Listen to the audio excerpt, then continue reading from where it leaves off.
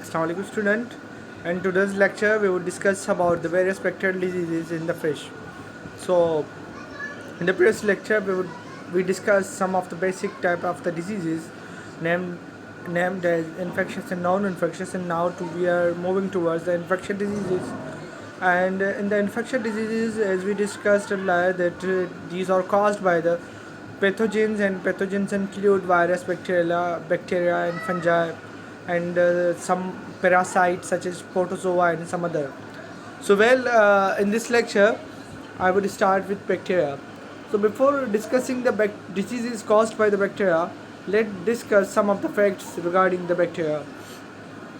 So, bacteria is a unicellular prokaryotic organism, and it is found in the millions in this whole planet. This is the prokaryotic organism. So when it comes to word prokaryotic, it means that the organelles of the bacteria are not membrane bounded, especially talking about the nucleus. Its nucleus is just floating or is in the cytoplasm, and it is not enclosed within any boundary. Therefore, we term all sort of these organisms as the prokaryotic, which have the early nucleus without any proper membrane. And furthermore, they, there are so many types of the bacteria. There is not a single type. There are so many types of the bacteria, and some of which are given here, such as cocci, bacilli, and vibrio or comma, and spiral shaped, and each of the type have so many other. This classification is based on the structure of the bacteria. Although there are millions of species of the bacteria, and they have the various functions. When it comes to the bacteria, some of you would be some of would be it is quite staggering for you to know that even the gram of a soil contains 40 million bacterial cells. This is such a huge number, and we found bacteria everywhere, from extreme hot condition to extreme cold condition. We will find the bacteria. You know that even when the blacksmith is hammering the any red hot iron, there are on that red hot iron surface there are bacteria present over there. So you will find bacteria everywhere in this planet, and there are numerous applications of the bacteria, some of which are very much beneficial for all of us. Some of the bacteria are really harmful for all humans. So in the case of fish, there are also some of the bacteria are also harmful to the fish. Although in the positive sense, many of the animal contain the bacteria present in their digestive system, digestive tract, in the gut, inside gut, and inside the intestine, where they help the animals in the digestion.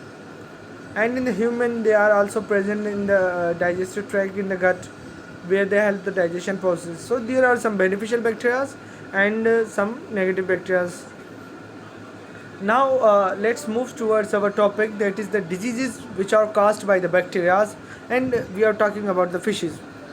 So these are some of the diseases which we are going to discuss, and not in so much detail, but we will be very much precise about the diseases, and we will discuss about their signs, their symptoms, and somehow the treatment, the suggested treatment that has already been given. And the 7 diseases are here in these slides, but we will cover about 3 to 4 diseases. So the number 1 disease is the furunculosis, and the other is columnaris, the third is dropsy, fourth one is vibrosis, tuberculosis, then there is a bacterial gill disease, and then there is a fin rot or tail rot. So before going in detail of each of the disease, there are the common symptoms of the bacterial disease. If some species of the bacteria has been affected with some sort of the bacteria, then these are the common symptoms which you can observe. The number 1 is the lethargic swimming, and from here I would continue the lecture in Urdu. Lethargic swimming किस चीज़ को कहते हैं? जब आपकी जो एक fish है वो सही तरीके से तैर न पा रही हो किसी भी रीज़न की वजह से. लॉस ऑफ एपिटाइट, उसको भूख का न लगना, रेस्पिरेटरी डिस्ट्रेस, सांस लेने में फ़िश को मसला होना, जंपिंग फ्रॉम द वाटर, वो जब सांस लेने में उसको मसला हो या जब डिज़ोल्व ऑक्सीजन की क्वांटिटी पानी में कम हो तो फ़िश जो है वो अपना जंप करती है from the water in order to take the oxygen. Colour gills का चेंज हो सकता है और आपके जो फिन्स हैं, फिन्स आपके जो फ़िश के होते हैं, फिन्स आपने देखे होंगे, फिन्स फ़िश को मूवमेंट में हेल्प करते हैं, डायरेक्शन उसको बताने में हेल्प करते हैं और उसको स्टेशनरी रहने में भी पानी में भी वो भी उसका काम है। तो फिन आपके फ्रेड हो सकते हैं। फ्रेड से यहाँ पे ताल्लुक़ है, फ्रेड का मतलब है यहाँ पे कि वो ट्विस्टेड हो सकते हैं, मुड़ सकते हैं या उनमें कोई ऐसी डिफॉर्मिटी आ सकती है। कॉजेज़ क्या है, ज़ाहिर बात है बैक्टीरिया हो सकता है, लेकिन वो बैक्टीरियाज कहाँ से आते हैं? जब आपकी वाटर क्वालिटी पुअर हो, आपका फ्लक्चुएशन इन टेम्परेचर में बहुत ज़्यादा तब्दीली आए और आपका इम्प्रॉपर न्यूट्रिशन जब हो और इसके अलावा एक्सेस टू वेस्ट डिपोजिशन। चले अब हम डिस्कस करते हैं द नंबर 1 डिजीज़ फ्यूरनकुलोसिस। उसका कॉजेटिव एजेंट है एरोमोनास सल्मोनीसिटा। ये एक टाइप ऑफ बैक्टीरिया है जो कि कॉज करता है आपका furunculosis. Furunculosis is a highly contagious disease that affects fish of all ages. ये एक तेज़ी से फैलने वाली बीमारी है फिशेस में जो कि हर उम्र की फ़िश को अफेक्ट करती है, चाहे फिशेस बड़ी हों चाहे छोटी हों, ये हर किस्म की फ़िश को अफेक्ट करेगी और कंटेजियस भी है। एक फ़िश से दूसरी फ़िश को लगने के बहुत ज़्यादा चांसेस हैं। The infection causes high mortality in salmonoids through some of the fishes, some other species of fish are affected. ये इसका मतलब है कि जो सल्मोनाइड्स एक टाइप ऑफ फ़िश की एक अक़साम है, उसमें ये बहुत ही ज़्यादा जो है ना हाई, इसका मोर्टेलिटी रेट बहुत ज़्यादा हाई है। और हॉरिजेंटल ट्रांसमिशन की बात करते हैं हम, इसको पहले डिस्कस कर चुके हैं। वो कैसे हॉरिजेंटल ट्रांसमिशन होती है, वो वाया वाटर कॉलम होती है और एक फ़िश से दूसरी फ़िश को वो लगती है। अब कॉजेटिव एजेंट और उसको ब्रीफली डिस्क्राइब करने के बाद हम आते हैं उसको थोड़ा सा देखते हैं कि उसके पैथोलॉजिकल साइंस क्या हैं, कि आपको कैसे पता चलेगा कि एक फ़िश को जो है वो फ्यूरनकुलोसिस है, जिसके बेसिस पे आप तय करेंगे कि हाँ इसको ये डिजीज़ है तो इसके ऊपर ये ट्रीटमेंट आप सजेस्ट कर सकते हैं। अच्छा, number 1 thing is furuncles or boils involving skin and or muscle progressing to lesions. इसमें क्या होता है, जैसे कि आपको मैं यहाँ पे दिखाऊँ एक इमेज, ये इमेज आप यहाँ पे देख रहे होंगे, मैं पॉइंटर से आपको थोड़ा सा आइडेंटिफाई करूँ। ये वाली इमेज, तो ये वाली इमेज जो मैंने पॉइंटर से आइडेंटिफाई की, आप देख सकते हैं कि ये किस्म का फ्यूरनकुलोसिस की एक सिम्टम है। इसमें होता क्या है, ये फर्स्ट साइन जो बता रहे हैं कि आपके जो फ़िश के जो मसल्स हैं उनको थोड़ा सा वूंड आ जाना या उसका डैमेज हो जाना, लीजन्स आपके हैं, लियोन्स के हैं, तो कहते हैं कि आपका जो फ़िश है वो उसके ऊपर वूंड आ जाना, सही है ना, अब कोई भी उसका हिस्सा। सेकेंड उसकी सिम्टम है haemorrhages on the skin, mouth and fin bases, कि आपका जो है ना हेमरेजेस होंगे फ़िश की स्किन के ऊपर या उसके मुंह के आसपास या उसकी फिन के बेसिस के आसपास, मतलब पूरी फ़िश में कहीं पे भी हो सकते हैं। तो यहाँ पे जो साइन है बेसिकली हेमरेज की है। अगेन मैं आपको यहाँ पे पॉइंट आउट करूँ, ये देखिए ये वाला जो हिस्सा है, अब यहाँ पे क्या हुआ है कि हेमरेज आप क्लियरली देख सकते हैं। हेमरेज किसको कहते हैं कि आपकी जब ब्लड वेसल कोई रप्चर हो गई हो, फिर उससे खून निकल के आपकी स्किन सेल्स में आ जाए तो उसको हेमरेज कहते हैं। तो ये भी है आपकी फ्यूरनकुलोसिस की साइन है।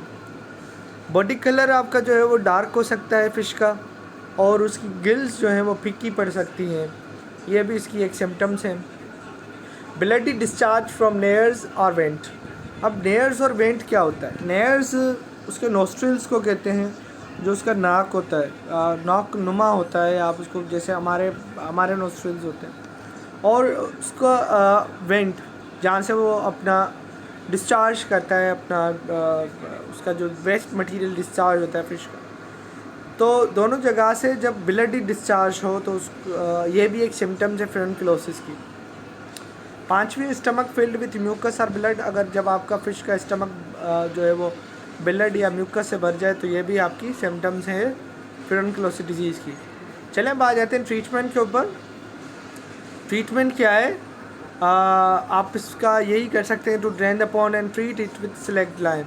आप पॉन्ड जिसमें ये फिशेज आप ग्रो कर रहे हैं उसको आप ड्रेन कर दें, मतलब पानी उसका सारा निकाल दें, उसमें दूसरा नया पानी डालें और उसको आप उस पॉन्ड को ट्रीट करें सिलेक्ट लाइम के साथ। Slaked lime basically calcium hydroxide को कहते हैं और वो आप इसमें यूज़ करके इसको आप ट्रीट कर सकते हैं। और treatment is done by removing severely infected fish from the pond and by supplying food containing antibiotics like nitrofurans और सल्फोनेमिड्स। तो और इसके अलावा और भी आपकी हो सकती हैं एंटीबायोटिक्स। तो आप ट्रीट कर सकते हैं उस फिश को रिमूव करके, जिसको फ्यूरनकुलोसिस है उसको आप उसके खाने में एंटीबायोटिक्स दे सकते हैं, जैसे कि आप नाइट्रोफ्यूरान्स दे सकते हैं या सल्फोनेमिड्स वो भी दे सकते हैं इसको। इसके अलावा ये डिसइंफेक्शन का भी तरीका है जो कि आपको प्रोवाइड कर दिया जाएगा, तो आप उसमें देख सकते हैं। इसके बाद जो हमारी दूसरी डिसीज़ है कोलमनेरिस, जिसको कॉटन माउथ कहते हैं। कॉटन माउथ मतलब उसका जो मुंह है, पहले बल्कि आपको दिखा देता हूँ। अब यहाँ पे देखें आप, यहाँ पे देखिए इसके मुंह जो है वो अजीब सा हो गया है। तो ये जो डिजीज़ है इसको हम कहते हैं कोलमनेरिस। इसका पॉजिटिव एजेंट कौन सा है? इसका पॉजिटिव एजेंट है आपका फ्लेक्सीबैक्टर कोलमनेरिस और कॉन्ड्रोकोकस कोलमनेरिस। ये दोनों बैक्टीरियाज के जो टाइप्स हैं वो पॉजिटिव एजेंट हैं कोलमनेरिस के। ऑफन इसको जो है वो ये तस्वर किया जाता है कि यह फंगल इन्फेक्शन है। इसको इसलिए फंगल इन्फेक्शन तस्वर किया जाता है क्योंकि इस डिजीज़ में मोल्ड लाइक लियोन्स होते हैं। जो डैमेज होती है फ़िश या फ़िश का जो सेल्स जो डैमेज होते हैं वो मोल्ड लाइक हो जाते हैं। मोल्ड एक टाइप ऑफ फंजाई है और एक मोल्ड लाइक वो स्ट्रक्चर हो जाता है फंजाई का। मैं देखूँ अगर गूगल पे मैंने ये सर्च करके रखा हो पहले से आपके लिए, मोल्ड लाइक नहीं चलें, मोल्ड लाइक मतलब आप गूगल कर सकते हैं मोल्ड लाइक क्या होता है। बहरहाल ये फंगस की स्पीशी है। उसके बाद columnaris is an common bacterial infection in aquarium fishes. आपकी ये जो है कोलमनेरिस वो एक बैक्टीरियल इन्फेक्शन है जो कि एक्वेरियम फिशेस में ज़्यादा होता है। पार्टिकुलरली जब आप मतलब फ़िश आप अपना करते हैं, बियर करते हैं, अपना पालते हैं, तो उसमें ये ज़्यादा होते हैं। एक्वेरियम में मोस्टली आपकी फ़िश वो उसमें ज़्यादा मसला होता है। इसके और सिम्टम्स कौन से हम उस पर आते हैं, जैसे कि वाइट स्पॉट्स आना मुंह पे, एजिस पे या स्केल्स पे इसके वाइट स्पॉट्स आना, या फिन्स पे इसके स्पॉट्स आ जाना। फिन्स इसकी इसमें डिसइंटीग्रेट होना शुरू हो जाती हैं और आप देख सकते हैं यहाँ पे कि जो फिन्स हैं वो डिसइंटीग्रेट होना शुरू हो गई हैं। डिसइंटीग्रेट होना मतलब वो डैमेज होना और आहिस्ता आहिस्ता करके टूटना। और स्पॉट्स आप यहाँ पे देख सकते हैं कि ये इसको फ़िश को यहाँ पे स्पॉट्स आ गए हैं। तो ये सब कुछ आपका होता है कोलमनेरिस में। इसके बाद है saddleback lesions near the dorsal fin. ये saddleback lesion near the dorsal fin आपका ये देखें कि जो पिछली फिन होती है ये डोर्सल फिन है। यहाँ पे आप देख सकते हैं ये डोर्सल फिन है और आप देख सकते हैं यहाँ पे भी कोलमनेरिस की वजह से डैमेज हुआ है फ़िश को। इसकी ट्रीटमेंट कैसे हो सकती है कि आप एंटीबॉडीज़ ऐड कर सकते हैं अपना पानी में, और जो है वो कौन सी होनी चाहिए, क्लोरम फेनिकोल 10 ppm 2 से 5 दिन तक आप दे सकते हैं और फिर इसका मतलब कैसे उसका ट्रीटमेंट हो सकती है। उसके बाद है इन्फेक्शस ड्रॉप्सी है। पॉजिटिव एजेंट है उसका pseudomonas punctata। The names are quite difficult and quite funny sometime.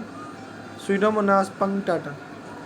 Dropsy एक ऐसी मेडिकल टर्म है जो पहले एक स्वेलिंग जो कि पेट में होती है, जब पेट हमारा भर जाता है तो उसके लिए यूज़ की जाती है। पेट वगैरह में पानी ज़्यादा आ जाना या म्यूकस आ जाना या ब्लड आ जाना जिस भी वजह से, लेकिन वो पेट जो है वो फूल जाए तो हम उस कंडीशन को ड्रॉप्सी कहते हैं। It was most feared disease in the carp culture. Carp एक फ़िश की टाइप है और ये कार्प कल्चर जब किया जाता था, एक्वा कल्चर में जब कार्प कल्चर किया जाता था तो ये सबसे ख़तरनाक डिजीज़ थी। अब इसकी सिम्टम्स क्या हैं? स्वोलन बेली, सबसे बड़ी बात है, ज़ाहिर बात है कि ड्रॉप्सी है तो आपकी जो पेट होता है मछली का वो बड़ा फूला हुआ होता है। आप यहाँ पे देख सकते हैं क्लियरली इस पिक्चर में, आप देखें कैसे कि फ़िश का पेट जो है ना वो फूला हुआ है।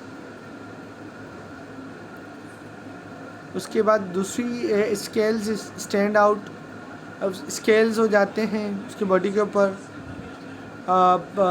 और इसके अलावा और भी बहुत सारी हैं, स्पाइन इसका मुड़ सकता है और इसके अलावा और भी बहुत सारी सिम्टम्स हैं। चलें अब ट्रीटमेंट के ऊपर आते हैं। इसका ट्रीटमेंट सिंपल यही है कि आप उस फ़िश को वहाँ से रिमूव करें एंड कम्प्लीटली आप उसको सिंपली आप उसको डिस्ट्रॉय कर सकते हैं, क्योंकि अभी जो है ना वो मज़ीद आप दूसरों तक ना, पहले तो आपको जो आपकी अफेक्टेड फ़िश है उसको डिस्ट्रॉय करना पड़ेगा और फिर आपको पॉन्ड को भी डिसइंफेक्ट करना पड़ेगा ताकि आपकी जो है ना वो आगे जो है वो मज़ीद कम्युनिकेट ना हो ये डिज़ीज़। चलें आज के लेक्चर में हमने ये 3 डिज़ीज़ डिस्कस की हैं और अगर टाइम मिलता है तो हम मज़ीद भी जो वाइब्रोसिस है या आपकी वाइब्रोसिस आप देख सकते हैं या ट्यूबरकुलोसिस है वो, और आपकी जो हमारी डिसीज़ है बैक्टीरियल गिल डिजीज़ है, गिल्स का मसला आप यहाँ पे देख सकते हैं, फिन रोड टेल रोड ये फिन्स और टेल रोड डिजीज़, अगर टाइम मिलता है तो हम ये भी डिस्कस करेंगे इंशाल्लाह इन द अपकमिंग लेक्चर। और बाकी आपके लिए अभी तक इतना ही।